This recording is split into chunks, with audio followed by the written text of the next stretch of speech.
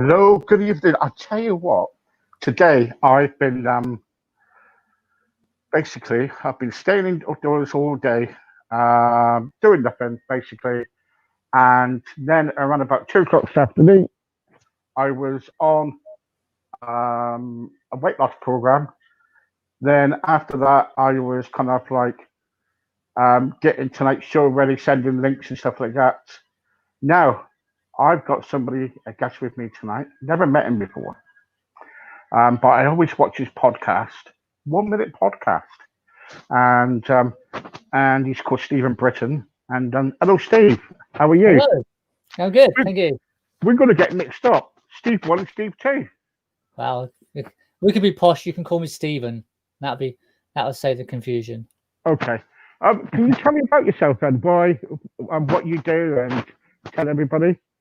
Yeah, of course. Well, I've been doing life coaching and health and fitness for the last 33 years. And in those time, I've been in 3 or 4 different countries. I say 3 or 4 because one's a few short. And I've spent a couple of years in India, 10 years in Spain, with bringing up my family and meeting all sorts of people. And all sorts of programs and health and fitness societies as well, including schools, education departments.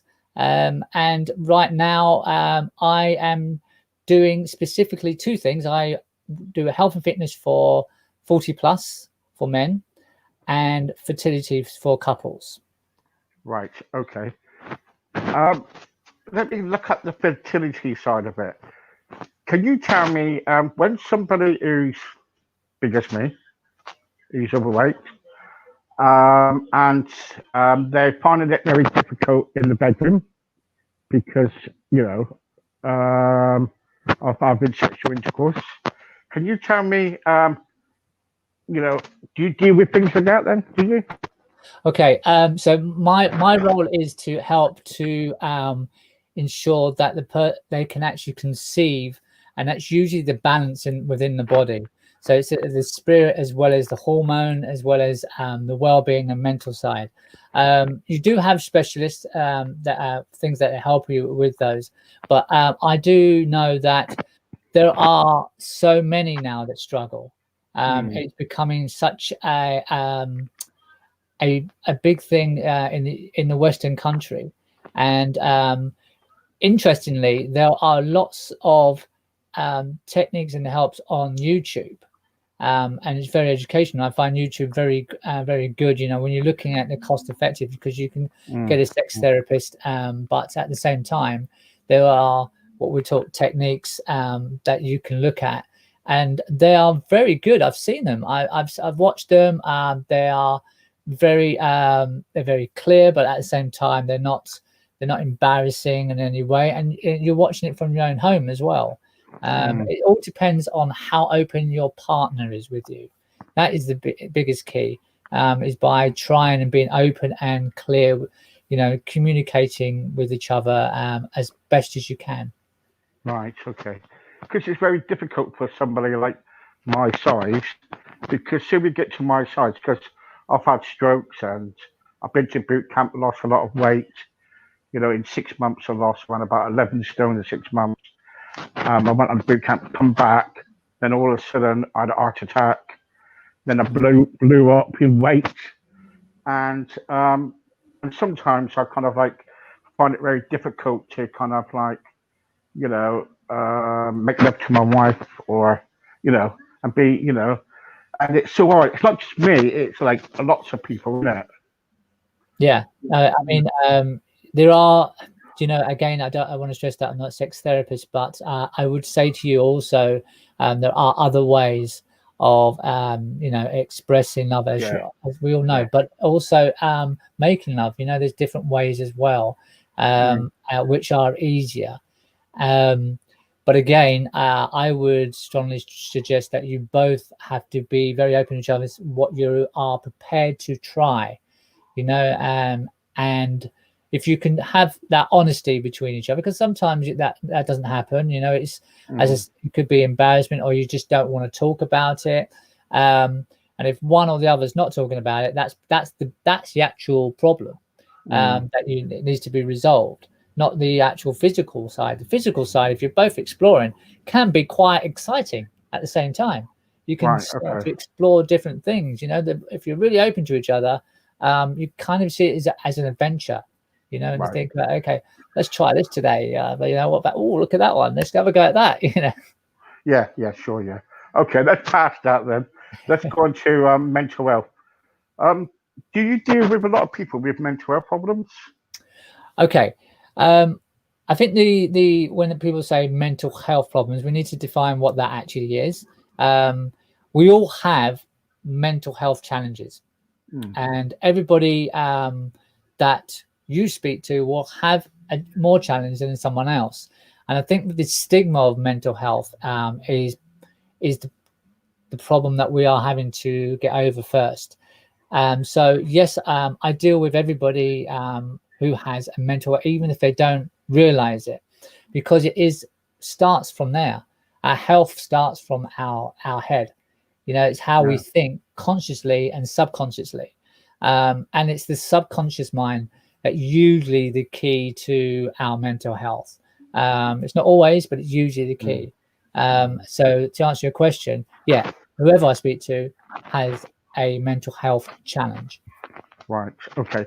So if someone was going through, I get a lot of people contact me because about again about the obesity part, and what they do is they kind of like look at it and say, "Look, I'm big. I'm not getting the out of things like that, and I want to kind of like," and they commit suicide.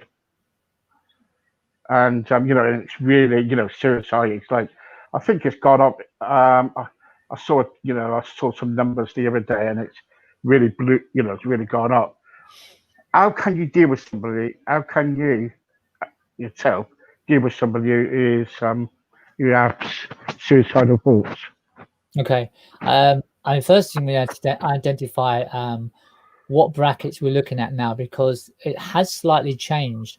If you go back 30, 40 odd years, the suicide rate was high in men in 40 plus. It's not that now. It's actually under 40, although it's still high. I mean, it's still high for men. It's, you know, it's more than double than it would be for women, although the numbers are rising with women who attempt suicide. But identifying a person who is looking to commit suicide is very difficult. It has to be down to the person to be honest and open, and you can only give key questions, and those key questions are the questions they should be asking themselves, because you have different process. You've got someone who'd be a therapist, a counselor, and then you have someone who's like myself, who's a life coach. And the difference where someone's listening, I'm a listener, I'm a very good listener, but I'm also a person who would ask them to look for the questions themselves. And then if they know that what the questions are, they'll find the answers much quicker. And I'll give you an example of that. If I go to someone and say, oh, you know, life is just so bad. I've got nothing. I live on my own. I regret all my past. And I can turn around and say to that person, okay, well, don't think about the past, think about the future, and, you know, think about positive stuff. And I'm telling that person what to do. It's not helpful in respect to that person already knows this. It's the what's in that mind is how can they get through, what can they do, and so you go, well, what do you normally do, what would you like to look for, and then that questions are asked in their head. Well, what do you mean? Well, what do you find interesting? I don't find anything interesting. Where did you find things interesting? And and it's for them to start to understand that they've got to find the answers. So they've got to find the questions as well as the answers. Don't you think, when somebody is really, really suicidal, that sometimes you don't have the questions? Yeah, I mean, depending where they are now. I'm in a group at the moment. I've just been active with them for about a week. Although I've been a member with them, I've only just actively gone onto their page, and already two people had sent a message over to say this was it, this is their message, and they're saying bye-bye to the world. And everybody showed their support. I'm here to talk to you. Lend an ear. Please just give me a call. Others are sending messages because no one there is professional. They're just basically showing they care. And I think most of the time, and again, I emphasize most of the time, it's a call for help. It's a call for help because it's in a dark place. They don't know how to get out of it, and they just want to go away. And if no one's finding that for them, then they look at suicide as the only way out.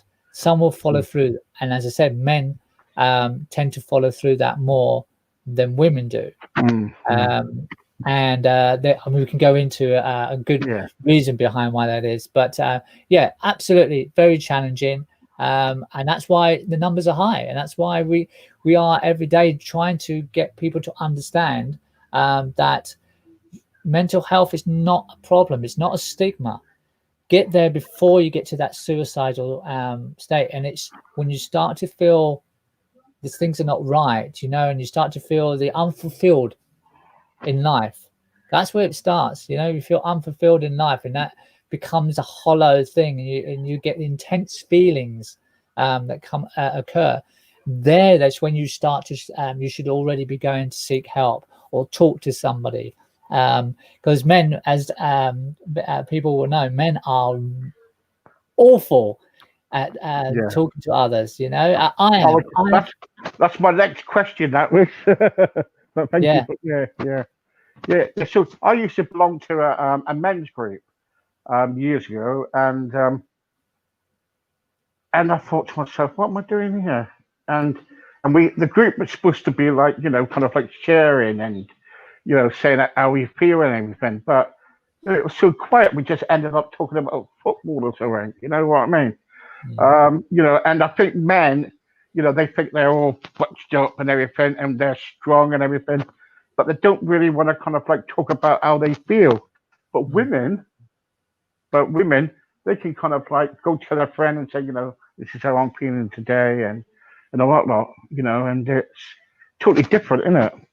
It is very different, and I can give you something that's close to home, actually. As I was saying, I discovered that I don't speak very well, and that's why I do the role that I am for men's 40 plus. I am now 54, but it was coming apparent to me that I was much quieter, and I was very shocked at that when I realized that happened. But this creeps up very slowly. You don't realize. But the thing is, people are going to expect you to tell them what the problem is. As you said, generally women do talk. Now, as I was saying, something from home, close to home, my wife has 4 close friends, and they all have husbands.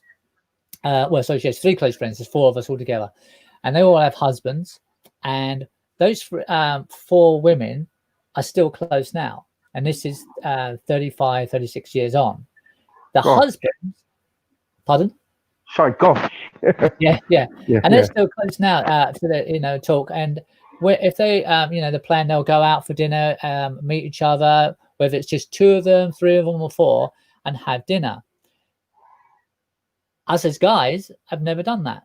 We've never met. It would only be the occasions when we're all together.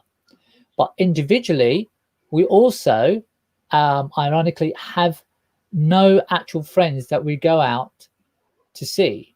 And right now it's very hard, obviously, but we don't actually go out to see as a group. I mean, I've always been with my family. It's always been my wife and my children. They've grown up, and now I'm in that kind of limbo, or I was in that limbo where you kind of find, oh, now what?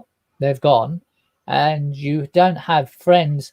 Where men's friends is like, as you just said, well, go down to the pub, or how's the football, or whatever. We don't talk as like women do, and that's the skill that we need to start to actually learn. Why do you think men are like that then? Well, it's got to generate from the beginning. I have to say this, and it may make people might not like it, but it comes back from the caveman era. Yeah, of course, yeah. Our natural, we go out, we used to go out, get the meat, and then we'd call it the breadwinner and all this kind of then. But the women are very much the socialites. They always have been. They always have been the socialites. They've always been the one that's been keeping things together. Always been known to that. But that's unfair to them as well. It's unfair to women. That's why women's raising, because we've got this equality going now, and women are doing everything. So they're still doing that role, including the role that what men do. So it's like, it's not putting us as men down, but it's kind of like we need to catch up here. We've got to start to help the women now, because pressure's on them, and we need to kind of once we help them, we'll actually take the pressure off us, because we'll have a balance and learn that we can have a social life. We can talk to men, and that is getting better. Men are much better at talking to each other. I know if we look at the 80s, there was a very much the male. I mean, what you had, Rambo, Arnold Schwarzenegger, all those kind of things.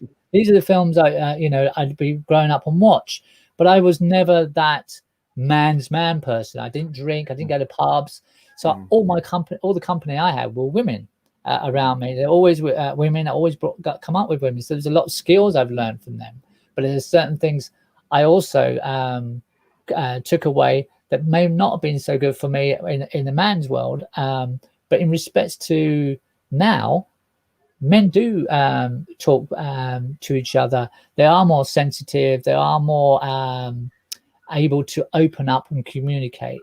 And when I use the word stigma, which is still there, it's there. It's only there from the person who's actually, if I want to use the word suffering, but having the challenges. It's in our heads, and we need to get it out of there. That's all it is. It's no one else. It's our own wars that we're fighting. No one else. What made you go into life coaching then? Well, it's an interesting question in respects to you can get, you can go be a qualified life coach, but you are a life coach as you get older, because you are learning the process of things, what you've learned in the past, whether they were good or bad, you've learned. So you become a wiser to that, or you should become wiser to those.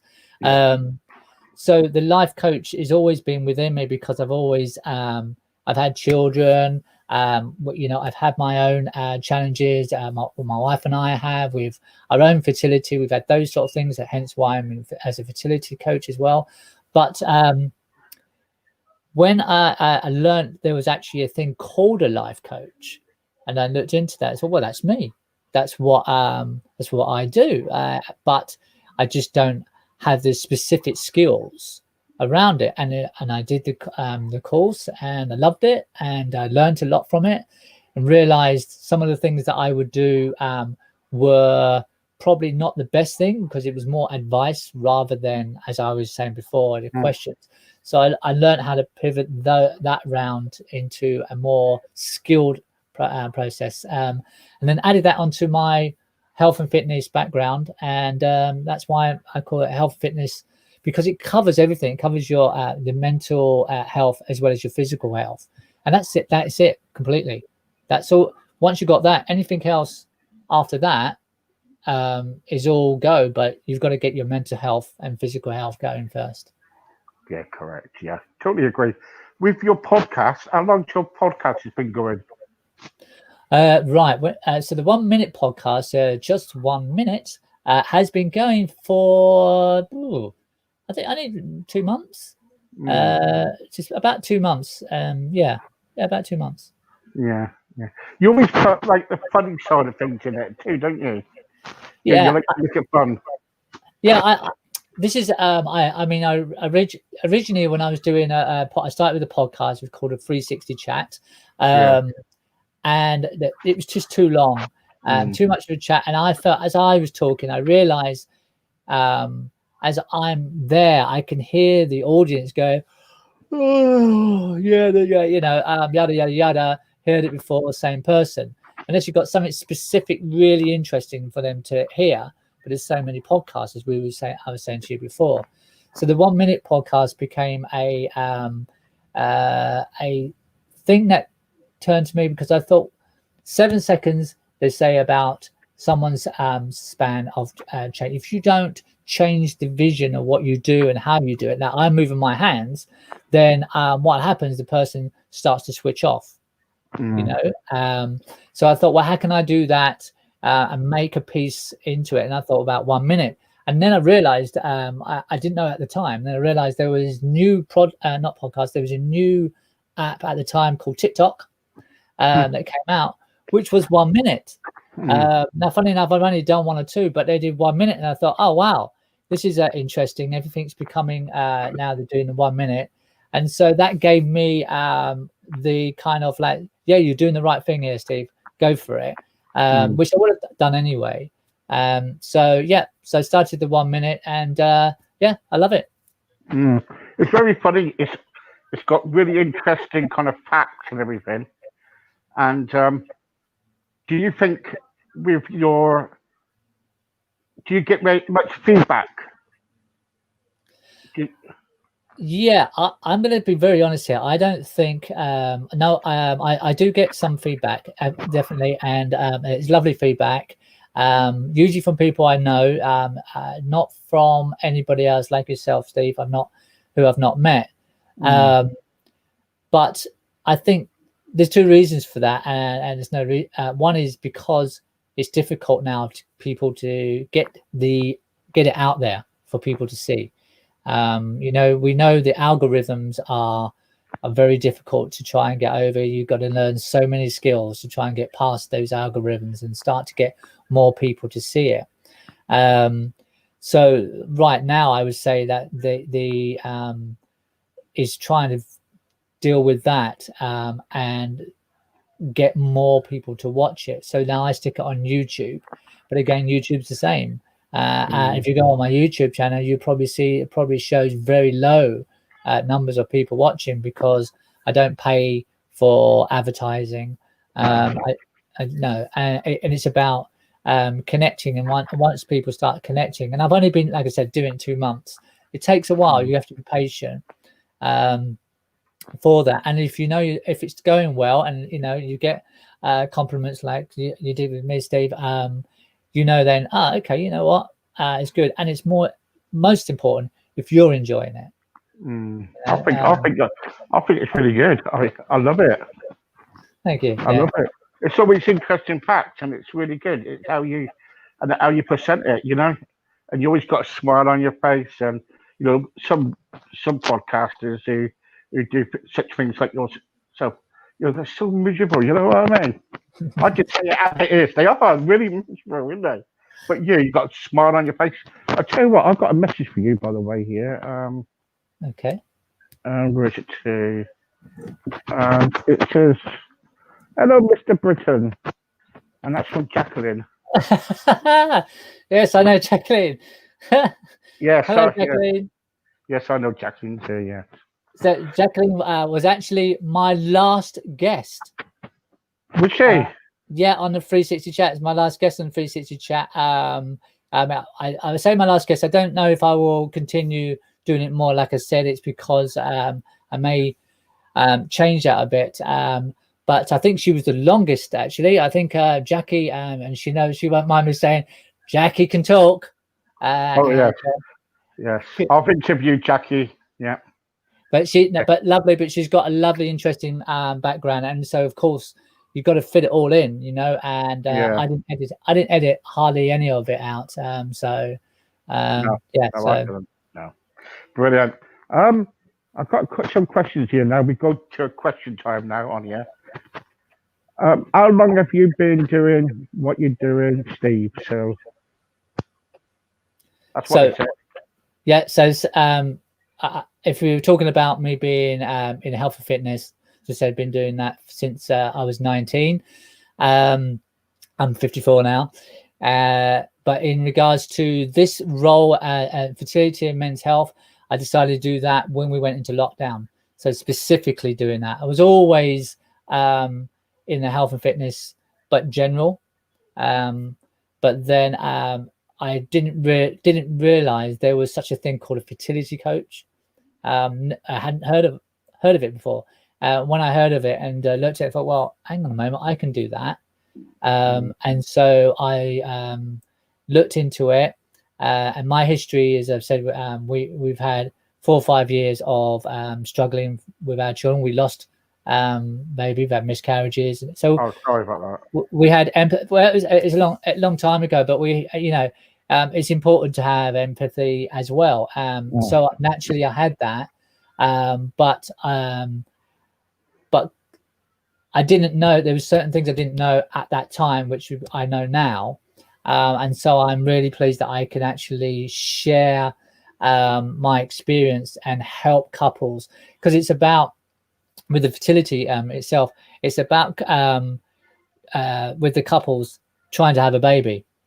But where I come in, and I think I'm original, is that isn't just the goal.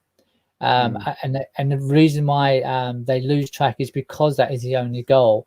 And couples have to remember that why they were together. It's very rare where they got together because just to have a child, and they need that feeling back again, and have a life goal that doesn't include a child. How painful that may sound at the time, but it's important to have that, and that actually helps to balance out the mind and the body for both. When I do fertility coaching, I see both. I don't just see the woman, because this is always another thing. It's always the woman that comes on and looks for the help. It's down to both. The key is couples. Even if it's a medical thing where it's, well, to support that medical thing, you can have the best medical in the world, but if your body's not ready in a sense of the well-being, the medical is just fighting against that. So I'm supporting that, but more importantly, supporting them as a couple, so they are able to have and maintain a strong, loving relationship, whatever happens in their path. Brilliant. And the men's one, I'll quickly say with the men's, I'm 54, so I've experienced all the challenges that I've had. Even though I'm a healthy guy, I've had my challenges because of being healthy, actually, because I'm not used to not being healthy. And I decided that, you know what, I want to help men 40 plus. There isn't anything out there for this. And I decided, well, you know what, I'm going to do that. And that's quite new. I've put a new service out called Brand New Day. That's a whole package to help people with the whole the mental and the physical health. But it's literally setting a path for a better midlife, because this is the best time. We've got everything, we've done everything, and whether good or bad it's behind us, it's still positive what we can go forward with, because we know what's happened and what we've got. I think as we go through experience and go through life, it's only us that can kind of because we can kind of give other people advice, because we've been through the experience. You know what I mean? So, I remember when I had a nervous breakdown, I went into a psychiatric unit only because I had a nervous breakdown, for mental health, things like that. Right. And luckily, it was depression and stuff like that because of my wife dying. My first, my wife died. Okay. So I had to, and I tried, all sorts. So now, when people speak to me about mental health or other things like suicidal things, I can relate and say, look, this is what you need to do. Then I became a Christian, and then I kind of it's helped me. My faith has helped me so much, Yeah. So, but anyway, I would say something there, Steve. You have, as you just said, you've got so much experience there now, right? Okay. And like anybody else, it's the same thing. Every time you speak to someone, always speak to them as if they may have challenges themselves, because you never know what happens to them when they go inside that house, back inside their home. People don't realize they are saving other people's lives or making their person's lives much better by just talking to them and saying hello and listening, having empathy or whatever it is. The conversation goes by, but just actually have that conversation with them. Yeah. I think that's what we all need to do, don't we? You know, it's about life. Look, thanks very much, Steve. I really, really enjoyed your company. And what I would love to do is have you back, because it's a subject that everybody wants to talk about, if that's okay with you. Yeah, of course. And what I'll do is I'll kind of like get in contact with my wife, and she will contact you and set up another date. But Steve, I'll tell you what, brilliant. Thanks very much, and you're a good guy, and it's nice to meet you, and I think everybody's taken on what you've been saying. Lovely. Well, thank you, Steve, for inviting me. I've enjoyed it. I saw Jacqueline. I couldn't see anybody else's comments, but thank you, everybody else who's watching and listening. Thank you very much. Thank you. God bless you. Bye bye. Thank you. You too. Ciao. Bye bye.